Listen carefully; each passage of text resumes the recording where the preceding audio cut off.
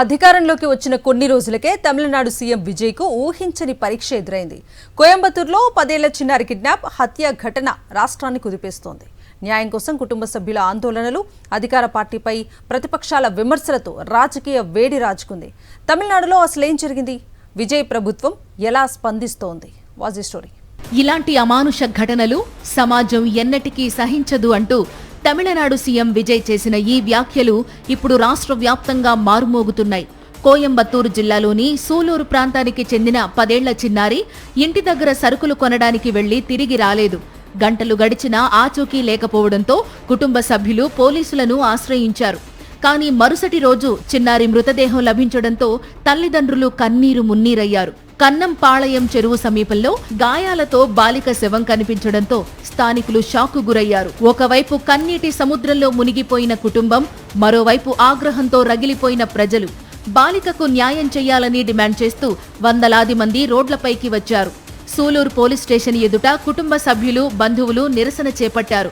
ముఖ్యమంత్రి స్పందించే వరకు మృతదేహాన్ని తీసుకెళ్లబోమంటూ కుటుంబం స్పష్టం చేసింది. మార్పు కోసం ఓటు వేశామని, కానీ ప్రభుత్వం నుంచి భరోసా కూడా కనిపించడం లేదని వారు ఆవేదన వ్యక్తం చేశారు. కేసులో వేగంగా దర్యాప్తు చేపట్టిన పోలీసులు కార్తీక్, మోహన్ రాజ్ అనే ఇద్దరిని అరెస్టు చేశారు. బాలికను అపహరించి హత్య చేసినట్లు పోలీసులు అనుమానిస్తున్నారు. ఘటన తీవ్రత దృష్ట్యా తమిళనాడు డీజీపీ సందీప్ రాయ్ రాథోడ్ స్వయంగా కోయంబత్తూరుకు చేరుకుని దర్యాప్తును సమీక్షించారు. నిందితులకు కఠిన శిక్ష తప్పదని అధికారులు హామీ ఇస్తున్నారు. అయితే ఈ విషాద ఘటన తమిళనాడులో రాజకీయ అగ్గిరాజేసింది. విజయ్ నేతృత్వంలోని కొత్త ప్రభుత్వం అధికారంలోకి వచ్చి కేవలం 12 రోజులు మాత్రమే అయ్యిందని, అప్పటికే 30కి పైగా తీవ్ర నేరాలు జరిగాయని డీఎంకే విమర్శలు గుప్పిస్తోంది.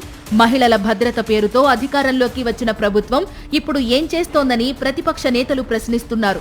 మరోవైపు గత ప్రభుత్వ వైఫల్యాల ఫలితమే ప్రస్తుత పరిస్థితి అని బీజేపీ నేతలు ఎదురుదాడి చేస్తున్నారు. సినీ హీరోగా కోట్లాది అభిమానులను ఆకట్టుకున్న విజయ్ ఇప్పుడు ముఖ్యమంత్రిగా తన తొలి పెద్ద సవాల్ను ఎదుర్కొంటున్నారు.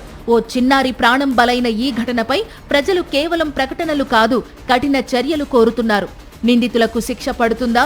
కుటుంబానికి న్యాయం జరుగుతుందా? ప్రజలు లేవనెత్తిన ప్రశ్నలకు విజయ్ ప్రభుత్వం ఎలా సమాధానం చెబుతుంది? తమిళనాడు మొత్తం ఇప్పుడు అదే సమాధానం కోసం ఎదురు చూస్తోంది. బాలిక ప్రాణం తీసిన ఈ దారుణం ఒక కుటుంబాన్ని మాత్రమే కాదు, మొత్తం తమిళనాడును కలిచివేసింది. నిందితులకు శిక్ష పడాలి, బాధిత కుటుంబానికి న్యాయం జరగాలి. ఇప్పుడు అందరిది ఒక్కటే డిమాండ్.